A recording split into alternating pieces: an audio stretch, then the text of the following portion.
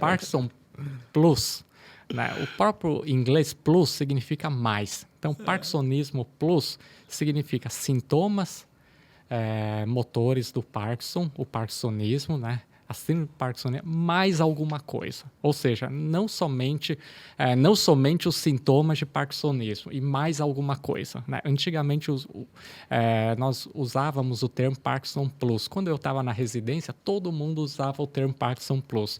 Atualmente, o pessoal tem usado parkinsonismo atípico ou sim. síndrome parkinsoniana Parkinsoniana atípica, atípica. né? Porque quando não se torna atípico, aí provavelmente não seja doença de Parkinson, né? E são várias as doenças que mimetizam, simulam doença de Parkinson, né? As principais doenças são atrofia de múltiplos sistemas, a paralisia supranuclear progressiva, a degeneração córtico-basal ou síndrome córtico-basal, né? E a demência por doença de corpos de Levy, né? Normalmente, o parkinsonismo plus, a síndrome parkinsoniana atípica, por exemplo, a atrofia de múltiplos sistemas e a paralisia supranuclear progressiva, normalmente dão um parkinsonismo simétrico, né? Dão um parkinsonismo mais simétrico, enquanto que a doença de Parkinson, ele dá um parkinsonismo assimétrico. Quer dizer, o Parkinson normalmente um lado é pior do que o outro e o Parkinson Plus normalmente são os dois lados, pega Sim. tudo. Isso.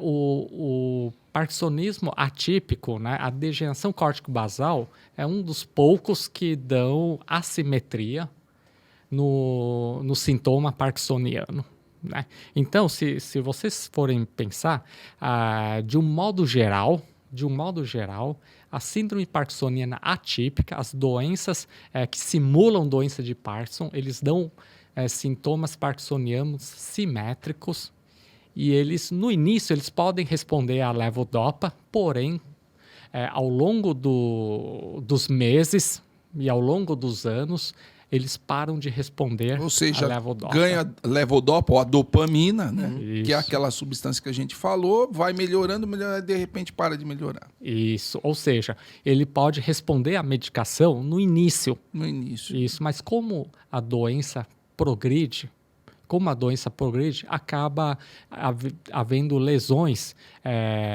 no sistema nigroestriatal pós-sináptico e, portanto, acaba não mais respondendo Quer dizer, à não é uma medicação. coisa exclusiva da substância negra, né? Isso. Ou são outros sistemas que estão sendo afetados. A síndrome parkinsoniana atípica, ela, além de lesão na substância negra, né, ele possui também lesões em outros lugares do cérebro, né? Por isso que acaba não respondendo.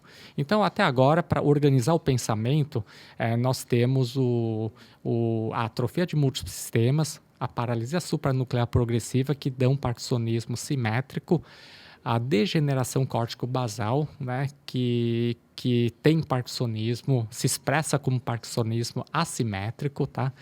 E a demência por doença de corpos de Levy também começam de modo meio... alguns simétricos, outros assimétricos. O Matheus vai explicar melhor depois. Bom, a atrofia de múltiplos sistemas, ela é caracterizada principalmente por, ao longo da evolução da doença, surgem rapidamente sintomas de desautonomia. Então, aqueles sintomas que você falou que no Parkinson dá bem mais tarde. Isso. Na atrofia de múltiplos Na atrofia de múltiplos sistemas, ela ocorre mais precocemente. Ela já acontece nos primeiros anos. Né? No primeiro ano, segundo, terceiro ano. Ou seja, dentro de 5 anos já aparece. Além disso, então, os sintomas de desautonomia, ou seja, a hipotensão arterial sistêmica, hipotensão ortostática, de levantar e ter tontura, né?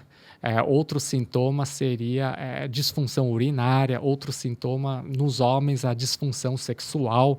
Então, a atrofia de múltiplos sistemas, ele começa a ter desautonomia. Além disso, existe uma das formas de atrofia de múltiplos sistemas que a gente começa a notar outros sistemas neurais acometidos. Por exemplo, sistema neural relacionado ao cerebelo, por exemplo. Né? Que é o cerebelo, é um órgão do cérebro, do encéfalo, que é responsável por coordenar os movimentos, entre várias outras funções. A principal função do cerebelo é a coordenação e o equilíbrio do ato motor. Né? Então, esses pacientes começam a ter o que nós chamamos de ataxia, que nada mais é do que incoordenação motora. Tá? Então, a pessoa, para pegar um copo, por exemplo, começa a ter incoordenação motora, até chegar no copo já faz decomposição de movimentos, não consegue, a mão, por exemplo, não consegue ir em linha reta. Vai direto ao assunto. Na hora de caminhar, por exemplo, nós temos a marcha parecida com quem está com intoxicação alcoólica, por exemplo. Né, que amplia a base entre as pernas, abre as pernas e a pessoa começa a andar de modo descoordenado, né? Incoordenação da marcha, por exemplo. Tá? Então, na atrofia de múltiplos sistemas, nós temos sintomas cerebelares. Bom, a paralisia, mudando de doença agora, a paralisia supranuclear progressiva, ela é diferente da doença de Parkinson, porque já nos primeiros anos da doença, eles começam a ter instabilidade postural importante. Enquanto que na doença de Parkinson, a instabilidade postural é bem tardia, acontece mais tardiamente, na paralisia supranuclear progressiva, ela acontece mais precocemente. Então, o paciente começa a cair. A família fala, nossa, ele vive caindo, não consegue ficar em pé, na hora de andar começa a cair. Né?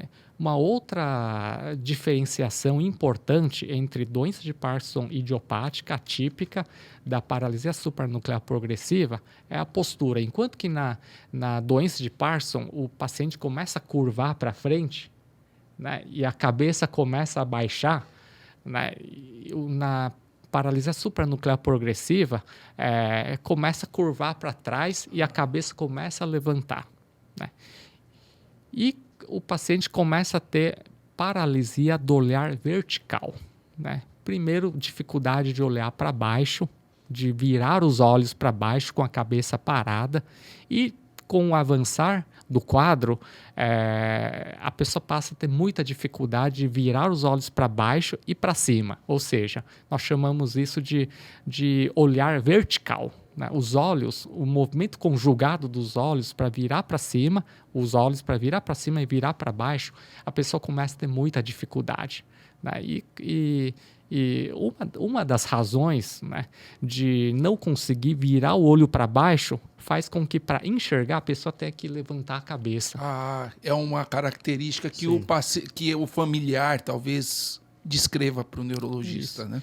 E na paralisia supranuclear progressiva, déficit de atenção e de memória, assim como de outros componentes da cognição, eles podem acontecer mais precocemente, enquanto que na doença de Parkinson é muito mais tardiamente. Tá? Então, esses são os principais sintomas da paralisia supranuclear progressiva. Você lembra de mais alguns? Acho que tem, acho que o clássico é essa dificuldade do olhar vertical, né? Isso. Às vezes o paciente tem como ele está com um retrocolo, quer dizer, a cabeça estendida para trás, tentando olhar para baixo. O paciente tem uma face muito característica, né? Parece que ele está assustado. Assim. Então, verdade. Às vezes, só de olhar, você consegue... Ele tem aquele olhar assustado. Exato. Né? Você parece... Pelo face, você consegue... De olho arregalado. Caracterizar, né? Uma paralisia supranuclear progressiva. Além disso, coisa comum é disfagia, né? Dificuldade de deglutir. E alteração da fala, muito precoce também. E às vezes uma coisa que chama síndrome pseudobulbar. O paciente chora ou sorri sem motivo, sem estar triste, sem estar ouvindo algo engraçado, ele começa a sorrir ou começa a chorar. Isso é da paralisia supranuclear progressiva. Sim, outras doenças neurológicas podem dar, mas paralisia supranuclear progressiva, né, PSP, pode causar isso também. E quedas muito precoces. Então, às vezes o paciente, entre o início dos sintomas e precisar de uma cadeira de rodas, demora 2 anos. Ao contrário do Parkinson, que quando vai precisar, no final da doença, com 20, 15 anos de doença, né? Então, se o paciente muito precocemente está precisando de cadeira, não deve ser Parkinson idiopático, deve ser a PSP. E a rigidez não é tanto nos braços também, é mais no tronco e no pescoço, é mais na parte axial, não tanto na parte apendicular. Então, são algumas nuances que a gente consegue separar no consultório se é um Parkinson atípico ou se é a doença de Parkinson primária. Você quer falar alguma coisa de atrofia de múltiplos sistemas? Tem alguma coisa que acho que o Edson falou, né? A atrofia de múltiplos sistemas, o carro-chefe é desautonomia. Pode ser desautonomia com quadro cerebelar, ou desautonomia com parkinsonismo, ou as três coisas. Uhum. O que o Matheus complementou, basal, disfagia, né? Por exemplo, ocorre também na atrofia de múltiplos sistemas, né? Também acontece, mas a paralisia supranuclear progressiva, que ela fica bastante característica porque ocorre mais precocemente. Né? E uma outra condição que também dá parkinsonismo, também simula nas fases iniciais a doença de Parkinson, é a degeneração córtico-basal, também conhecida como síndrome córtico-basal. Né? Esse tipo de parkinsonismo ela é caracterizada por parkinsonismo assimétrico, né? Parecido com doença de Parkinson, então pode confundir. Só que, claro, ele é muito menos frequente do que a doença de Parkinson. E menos frequente que os outros, inclusive. Né? Bom, o paciente pode apresentar alterações de sensibilidade. Né? Além disso, o paciente pode... uma coisa que caracteriza a síndrome córtico-basal, né? Apraxia. Na hora do exame neurológico, nós pedimos para o paciente, por exemplo, pentear cabelo, por exemplo. O ato motor, a sequência para pentear cabelo. A apraxia é como se desaprendesse a pentear um cabelo. Aí a pessoa é uma alteração cognitiva, da esfera cognitiva, em que a pessoa desaprende os atos motores automáticos aprendidos previamente. Por exemplo, dirigir um carro. Né? Nós precisamos entrar no carro, precisamos pegar a chave, precisamos conectar a chave para poder... carro de marcha, então nem se fala. Para poder ligar o motor, precisamos pisar no freio, ou seja, tem toda uma sequência. Né? Na apraxia, nós desaprendemos toda essa sequência. Né? Por exemplo, abotoar a camisa, né? Tem toda uma sequência. Por exemplo, comer tem toda uma sequência. Né? E o paciente com degeneração córtico-basal passa a ter apraxia. Né? E outro sintoma que, apesar de não comum, porém muito característico da degeneração córtico-basal, é o sintoma de mão alienígena. Né? Mão alienígena. O que é isso? É como se a mão do paciente, uma das mãos, não fosse do paciente. Ou seja, acaba de modo involuntário, não da vontade do paciente, a mão passa a ter vida própria. Né? Então, por exemplo, é mais fácil dar exemplos. Por exemplo, a pessoa pode estar abotoando voluntariamente, a pessoa quer abotoar a camisa, então ele está abotoando. Aí a mão alienígena está lá fazendo outras coisas sem que a pessoa queira, ou pode estar até desabotoando a camisa. Nossa. Enquanto uma mão abotoa, outra desabotoa. Essa questão de fenômeno de mão alienígena dentro da neurologia, ela acontece em certas lesões em alguns locais do cérebro e ela acontece também após algumas cirurgias de epilepsia que acontecia, por exemplo, calosotomia, por exemplo, quando nós separamos aquelas vias que conectam ambos os hemisférios cerebrais. O hemisfério cerebral direito se conecta através do cerebral, o hemisfério cerebral direito se comunica com o hemisfério cerebral esquerdo, através do corpo caloso, que são as fibras que unem os dois hemisférios. Né? Em algumas cirurgias de epilepsia, nos tempos do passado, fazia calosotomia e desconectava algumas partes. Né? E aí algumas funções cerebrais, elas do lado direito não se comunicavam com o lado esquerdo, enquanto a mão abotoa um lado, o outro desabotoa, por exemplo. Né? E na degeneração córtico-basal, acabamos tendo o fenômeno de mão alienígena. Quer complementar mais alguma coisa? Eu acho que a principal característica é essa, né? De alterações cognitivas, além da parte motora, então a apraxia, às vezes a afasia, são coisas que são sintomas decorrentes de doenças do córtex cerebral, alterações sensitivas também, que não costumam acontecer no Parkinson. Comportamental dá também? Pode dar, mas não é o mais comum, é a apraxia, a afasia. Às vezes acontece também distonia, que eu falei que não era comum no Parkinson idiopático, mas às vezes no lado que está acometido pelo parkinsonismo pode ter distonia também, mioclonia. Então você vê que é um quadro bem florido. Né? O derrame da Parkinson? Olha, isso é bem controverso. Pode acontecer, existe o parkinsonismo vascular, né? Quer dizer, múltiplas pequenas isquemias nos núcleos da base, na parte interna do cérebro subcortical, podem dar um sintoma de parkinsonismo, às vezes acometendo a marcha. Né? A gente chama de parkinsonismo vascular. Não é bem a doença de Parkinson idiopática, mas é um parkinsonismo causado por múltiplos AVCs. Isso é controverso, mas a gente pode acontecer.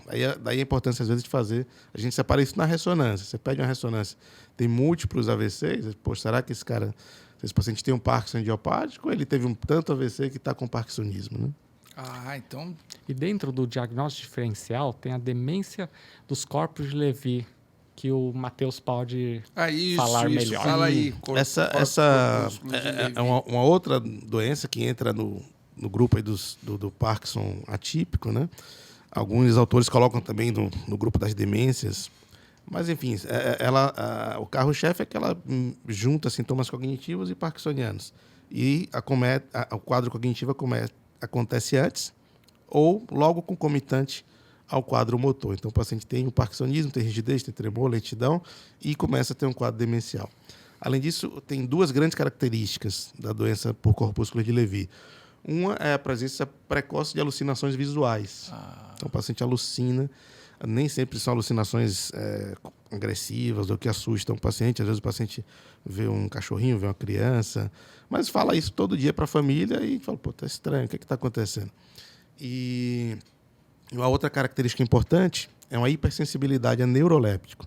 Então, o paciente, às vezes, vai no psiquiatra, porque está alucinando, ele vai lá e fala, toma aqui um Aldol, uma risperidona, uma quetiapina. Acho que é um quadro psiquiátrico. Isso. Né? E aí o paciente que tem doença de Levy, ele é muito sensível ao neuroléptico, ao bloqueador de dopamina, e ele ele apresenta uma rigidez, uma exacerbação dos sintomas motores muito intensa. Então, é uma hipersensibilidade a neuroléptico. Mesmo com dose baixa de uma risperidona, de um Aldol, o paciente fica absolutamente travado e não aguenta tomar esse tipo de remédio. Então, alucinação visual, hipersensibilidade a neurolépticos, quadro demencial precoce e o quadro parkinsoniano. Nossa. Inclusive, nós falamos um pouquinho de demência de corpúsculos de Levy lá no podcast do Alzheimer, né? Da Sim. demência. E realmente ele comentou que a demência ela vem muito... o déficit cognitivo vem muito junto com sintomas motores, né? Exatamente.